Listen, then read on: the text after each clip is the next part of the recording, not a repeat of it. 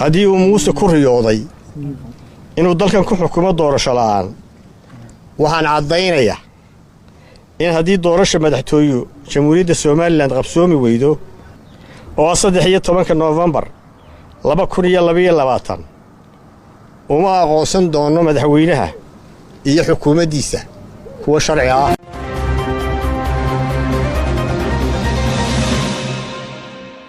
بسم الله الرحمن الرحيم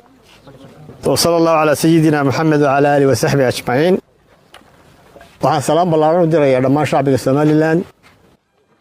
meel kasta oo joogaan gudaha iyo dibadda. amradii baan tagay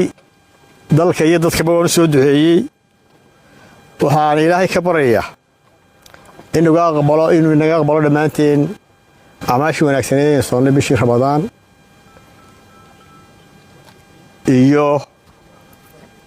shuwalkaba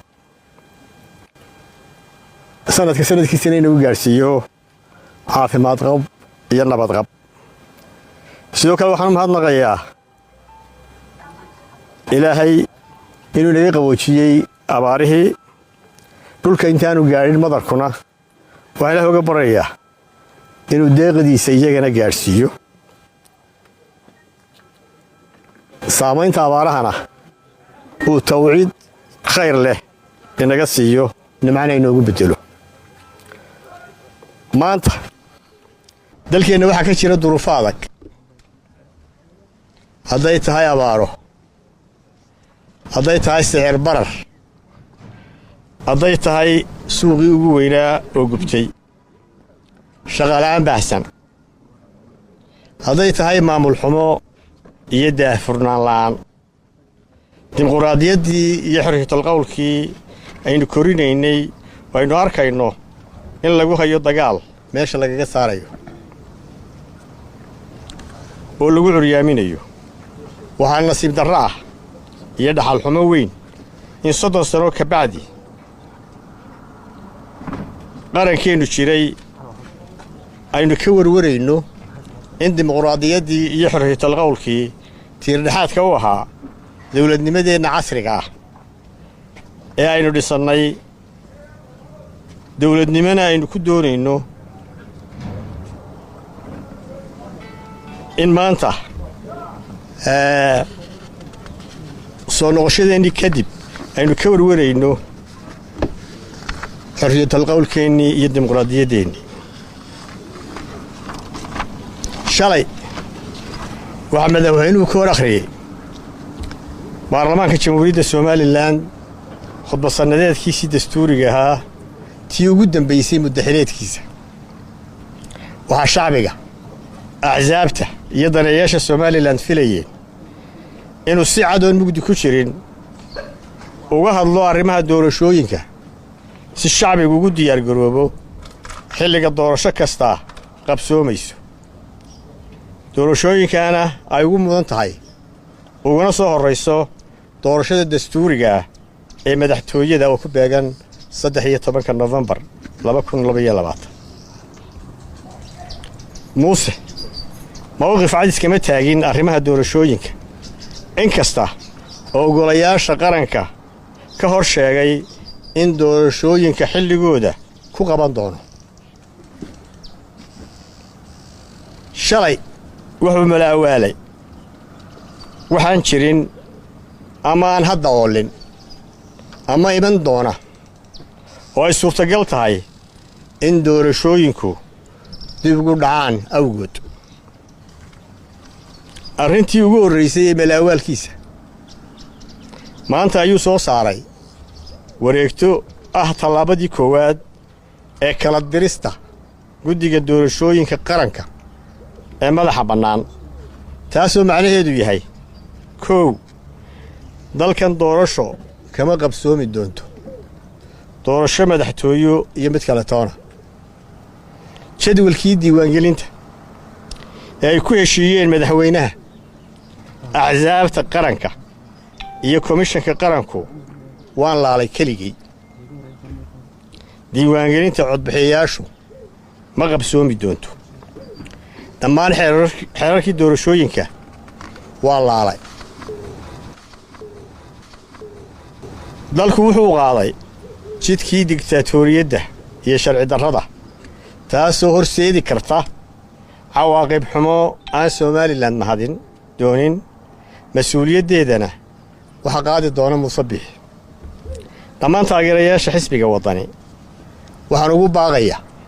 meel kastay joogaan inay u diyaar garoobaan tallaabo kasta oo dalka lagu soo celinayo nidaamkii doorashooyinka ku dhaqanka shuruucda iyo dastuurka axsaabta mucaaradka ahi waxay isugu iman doonaan shir degdeg ah oo ay kaga arrinsanayaan marxaladda dalku galay madaxweynuhu wuxuu shalay ka sheekeeyey shax la ciyaaro inkastoo uu maanta god abaareed degay shaxdu ma aha wax masiir umadeed lagu metelo siyaasadduna ma aha khiyaamo mana aha been iyo dhagar la maleego siyaasaddu waa hoggaamin run ah oo lagu sugo nabad xasilooni nolol horumar iyo midnimo qaran xisbiga wadani wuxuu u darban yahay inuu xaqiijiyo hanka himilada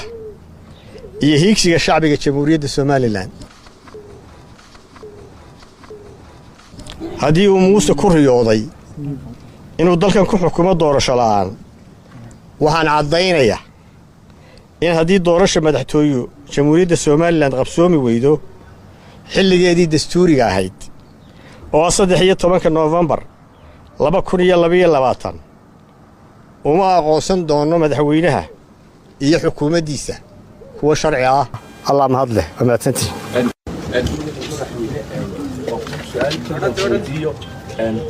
inta badan xanta suuqa murashax madaxweyne Cabdiraxmaan Maxamed Cabdullaahi Cirro ugu jirto waa la socotaayo waa munaasabadaha ay dhiibmayda kama qayb galo ay dhiibmaydiina 8 maalmood u bay markaa inaga xigtay bal dadka tuhum ka saar munaasabada 18 May ee dowladda inagu soo haysa ma ka qayb galaysaa haddaan dalka joogo ha su'aal baan ku weydiinayaa su'aashuna waxay u dhigan tahay waxa sheegtay in 13 November la gaaro madaxweynaha iyo xukuumaddiisa mid sharci ah aqoonsigeeda tallaabo noocee ah baad qaadi doontaa de ka hor waxaanu qaadi doonaa inaan dalka ku soo celino hanaankii doorashooyinka xeerarkii doorashooyinka wada tashiga hadday intaasi suurtogeli weydo marka uu aqoonsan doono Muuse inuu madaxweynaha 13 noqdo aduguna wada kartaa aadoo ma soo waxaan doonayaa in ku weydiiyo su'aal madaxweynuhu markuu ka hadlayo doorashooyinka madaxtooyada iyo xisbiyada wuxuu sheegay in tala qaran u baahan tahay xisbiyadii golihii madaxweyne waxaad ku diidan tala qaran in laga yeesho arrinka tala qaran ma diidinba saxaafaddu waxay ogtihiin inaanu December wara u qoran labada xisbi madaxweynaha ilaa tala qaran isugu nimaadno ilaa hadda kama soo jawaab marka laga yimaado cuntada oo waxaad soo marteen magaalada Nairobi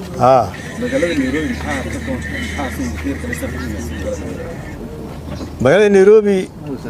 muddo kooban joogo 2-3 cisho waxaan la kulannay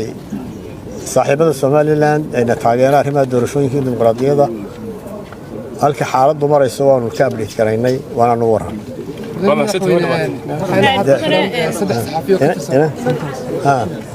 mudane musharax waxaan ku weydiinayaa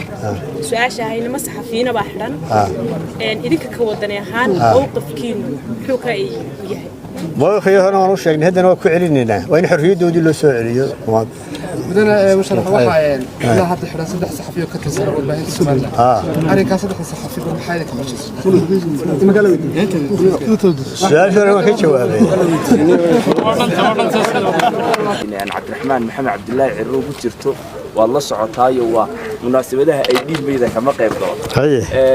ay dhiibmaydiina 8 maalmood u bay markaa inaga xigtay bal dadka tuhum ka saar munaasabada 18 May ee dowladda inagu soo haysa ma ka qayb galaysaa haddaan dalka joogo ha su'aal baan ku weydiinayaa su'aashuna waxay u dhigan tahay waxa sheegtay in 13 November la gaaro madaxweynaha iyo xukuumaddiisa mid sharci ah aqoonsigeeda tallaabo noocee ah baad qaadi doontaa dee ka hor waxaanu qaadi doonnaa inaan dalka ku soo celinno hannaankii doorashooyinka xeerarkii doorashooyinka wadatashiga hadday intaasi suurtogeli weydo marka uma aqoonsan doonno muse inuu madaxweynaha 13 noqdo adiguna u noqon kartaa aad u mahadsantahay